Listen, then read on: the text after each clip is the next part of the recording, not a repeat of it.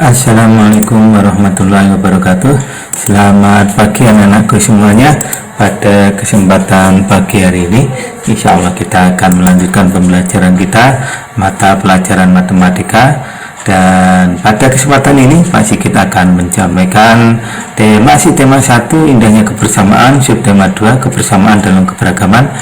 Tadi yang akan kita pelajari pada kesempatan pagi ini adalah menjelaskan berbagai bentuk pecahan. Ada pecahan biasa, pecahan campuran, desimal, dan persen, dan hubungan diantaranya. Oke, pada kesempatan pagi hari ini saya harapkan anakku sudah siap di mejanya masing-masing dan sudah mandi, kemudian sarapan. Oke, dan sudah ada sebuah kebiasaan yang kelihatannya sederhana, tapi insya Allah itu akan memberikan pengaruh yang dalam atas kedisiplinan kita dalam berbagai hal dari kecil-kecil insya Allah. Oke ya, sekali lagi kita akan membahas berbagai bentuk pecahan biasa, campuran, desimal, dan persen. Oke, pecahan senilai sudah kita pelajari kemarin ya. Sekarang kita ke berbagai bentuk yang tentu anak-anakku semuanya ketika kemarin ya belajar pecahan senilai sudah menemukan pola pecahan ya, pecahan campuran, pecahan murni, dan sebagainya. Polanya seperti apa? Nah, nanti akan kita bahas pada kesempatan ini. Yang pertama, untuk suatu bilangan pecahan ya A per B ya, dengan B tidak boleh sama dengan 0. Tidak boleh B itu penyebutnya ya kemarin ya, penyebut, kemudian A itu pembilang, jadi B tidak boleh dengan 0. Oke, yang pertama jika A nya lebih besar ya, jadi bilangan nanti A ini lebih besar daripada B ya, B di sini penyebutnya, maka disebut pecahan murni. Contoh 3/5, 3 ini pembilang, kemudian 5 ini penyebut. Nah, jadi pembilang ini tidak boleh lebih besar dari 5. Jadi pembilang ini selalu lebih kecil dari 5. Pembilang ini selalu lebih kecil dari penyebutnya, maka disebut pecahan murni. Dalam hal ini contoh yang Pak Sigit sertakan di sini 3/5. Jadi 3 lebih kecil daripada 5. Pembilang lebih kecil daripada penyebutnya disebut pecahan murni.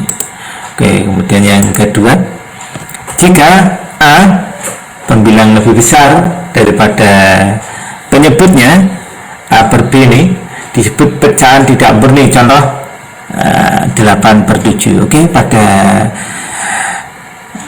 kesempatan ini ada yang ingin ditanyakan, silahkan nanti di kolom komentar ya, di bawah nanti anak-anakku bisa menanyakan berbagai hal terkait dengan pecahan ini. Kemudian yang ketiga, jika M A per B dengan M bilangan asli dan A per B pecahan murni. Untuk sementara bilangan asli ini untuk anak-anakku itu yang positif ke atas, yaitu 1, 2, 3, 4, 5, dimulai dari 1 ya, 1, 2, 3, 4, 5 sampai tak terhingga, maka MAB disebut pecahan campuran. Contoh pecahan campuran itu ada bilangan aslinya di sini 3/2/7.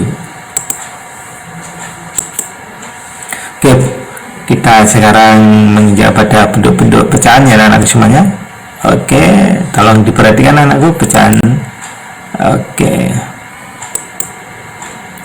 pecahan biasa. Oke, pecahan biasa itu seperti apa? Atau apa yang dimaksud dengan pecahan biasa? Pecahan biasa adalah pecahan yang hanya terdiri atas pembilang dan penyebut ya, pembilang dan penyebut tadi ya sudah Pak Sigit sampaikan. Pecahan murni ini contoh-contoh pecahan murni 1/2, 2/3, 3/4, 5/6. Pembilangnya selalu lebih kecil dari penyebutnya, itu yang dinamakan pecahan murni. Pecahan tidak murni ini 3/2, 5/3, 7/4, 7/6. Nah, ini pembilangnya selalu lebih besar dari penyebutnya. Nah, pembilang lebih besar dari penyebutnya yang lebih kecil dari pembilangnya. Next, lanjut. Pecahan campuran. Ini kita ke bagian yang kedua, pecahan campurannya. Jika angka pembilang lebih besar dari penyebutnya, maka pecahan tersebut dapat diubah menjadi pecahan campuran. Jadi yang bisa diubah menjadi pecahan campurannya adalah pecahan tidak murni, di mana pembilangnya lebih besar dari penyebutnya. Contohnya 7/6, 8/7, 9/7. Jadi pembilang lebih besar dari penyebutnya. Oke, 7/6 bisa diubah ke dalam bentuk pecahan campuran. 7 dibagi 6, ini sama saja seperti 7 dibagi 6 ya. 7/6 sama saja 7 dibagi 6, yaitu dapat 1 ya, 1 sisa 1. Nah, sisa satunya ini per 6. Seperti itu anak-anakku.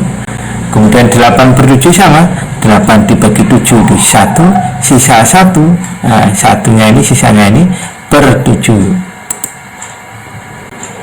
Kemudian yang 9/7 sama dengan 9 dibagi 7 itu 1, sisanya 2, sisanya dibagi lagi 7, 2/7. Oke, kita lanjutkan ya anak-anakku. Langkah-langkah menyederhanakan pecahan campuran menjadi pecahan sebagai berikut. Langkah-langkahnya untuk penyederhanaan dari pecahan campuran menjadi pecahan biasa. Langkah pertama, 2 1/3 sama dengan ini bilangan aslinya, kita ubah ke sini. Kemudian ini kita uraikan sepertiganya plus 1/3 seperti ini.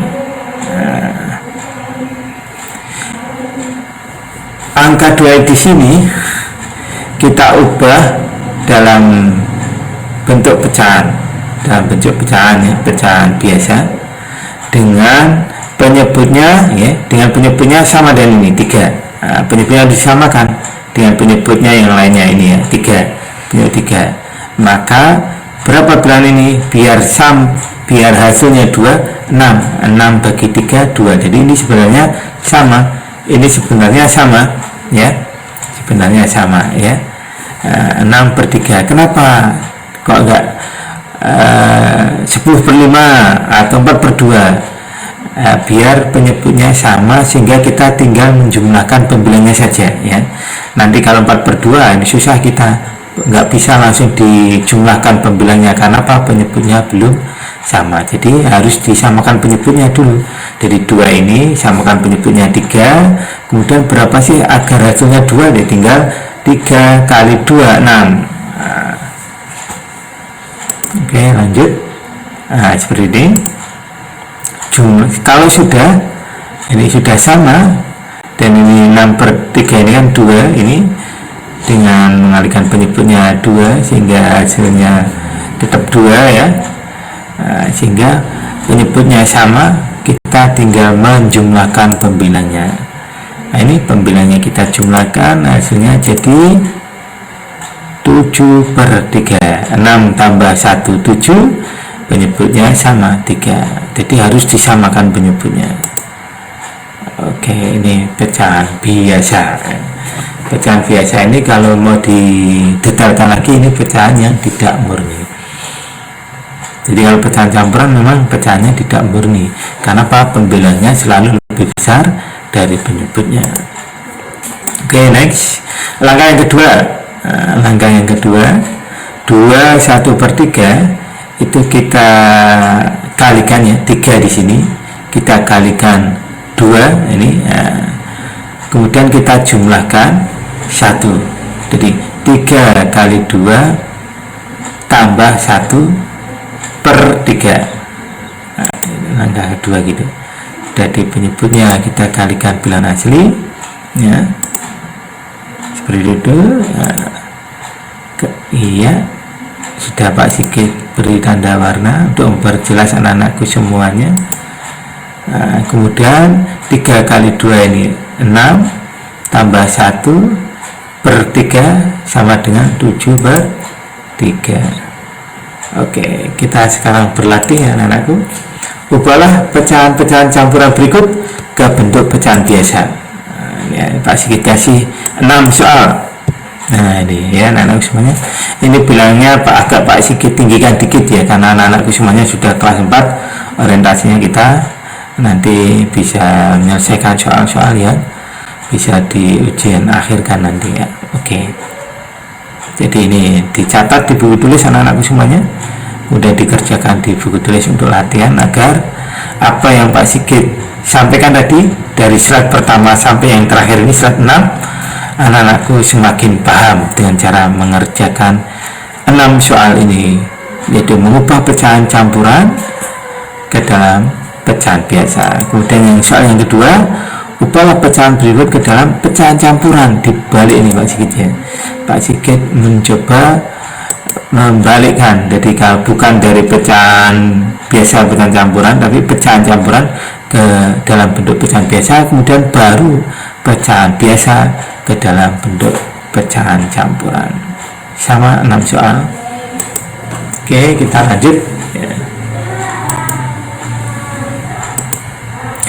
Yang ketiga, pecahan desimal, pecahan yang mempunyai penyebut khusus, yaitu 10, 100, 1000. Jadi selalu kelipatan 10, 10, 100, 1000, 10.000, 100.000, kemudian tambah satu lagi 1 juta, tambah 0 satu lagi 10 juta, begitu seterusnya.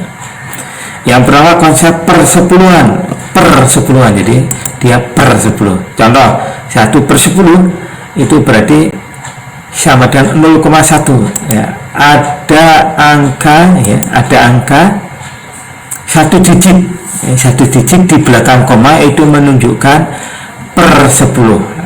Per 10, kemudian angkanya ini menunjukkan pembilangnya. Jadi untuk menyebut persepuluhan maka di belakang koma ada satu digit ya, di belakang koma ada satu digit ini yang merupakan angka pembilang. Satunya ini angka pembilang, 5-nya ini angka pembilangnya, 5 per 10 ya.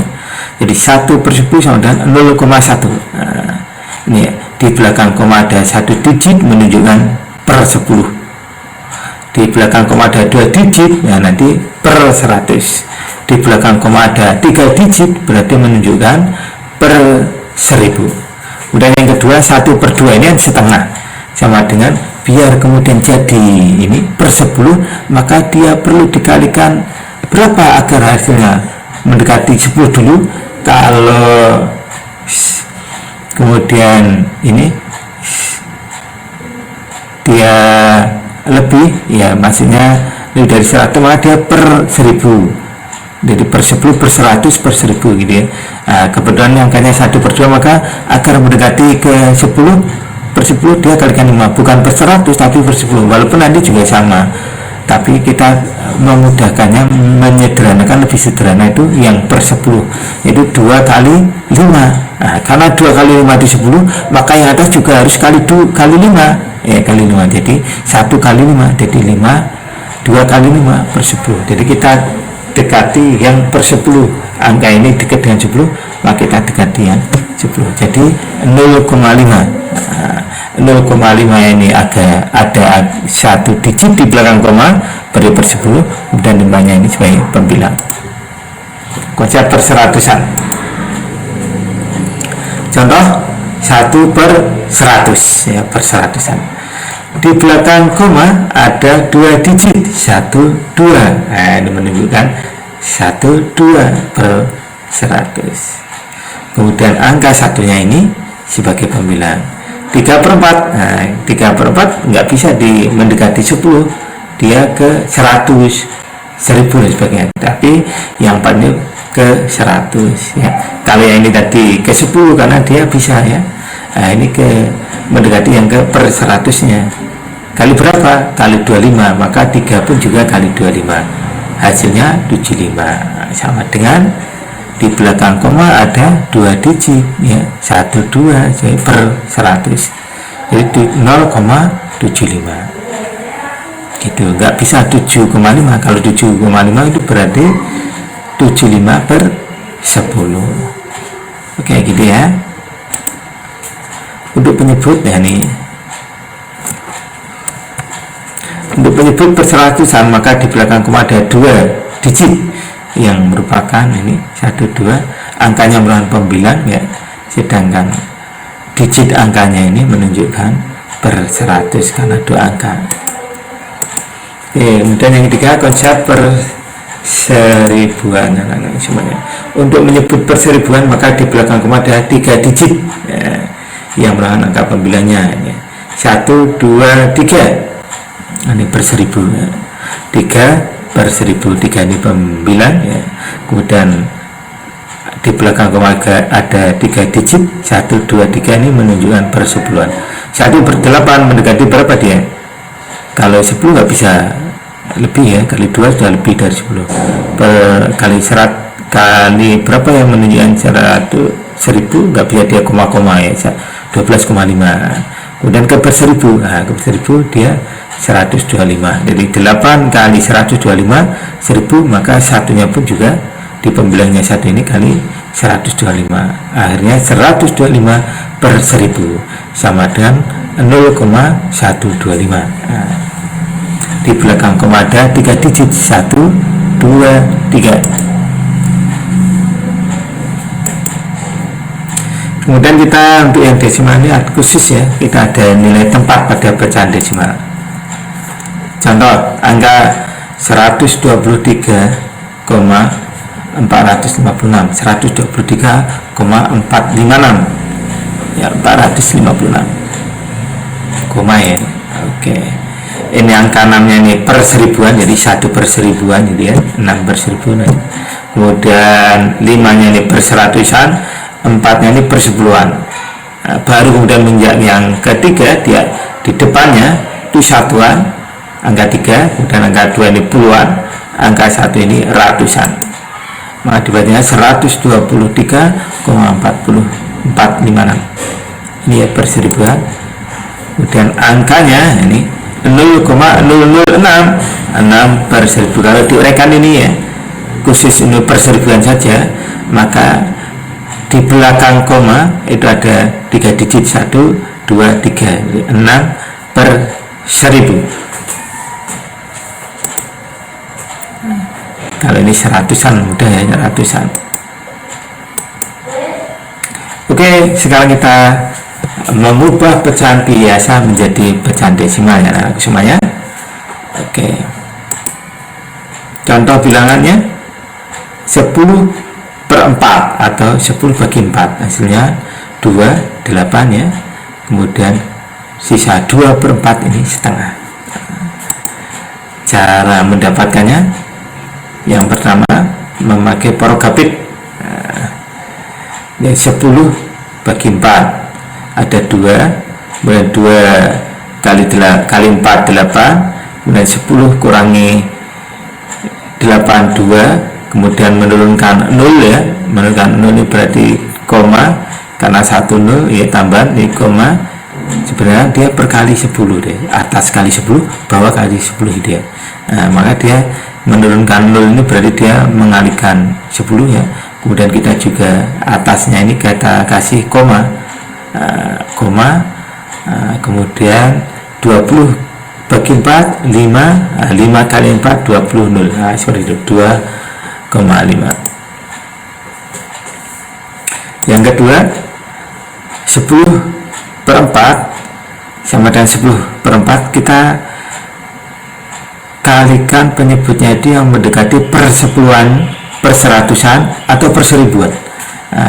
4 ini lebih dekat pada per 100 ya. Jadi 4 kali 25 per 100, maka yang atas ini pembeliannya juga kali 25, yaitu sama dengan 250 per 100. Jadi 250 bagi 100 2,5 gitu. Penyebutnya pilih yang terdekat dari 1 per 10 dulu, 1 per 100, 1 per 1000 dan seterusnya. Pecahan persen, anak-anak anak-anakku semuanya ketika anak-anakku belanja bersama bunda ya di toko swalayan supermarket baju, biasanya ada diskon gede-gedean ya 50%, itu berarti 50 per 100 atau kalau dalam desimal 0,5 ya, 0,5 ini 0 di sini, ini hilang satu, kemudian 5/10 0,5, jadi setengah. Ini kan 50 bagi 100 kan setengah sebenarnya, jadi 0,5.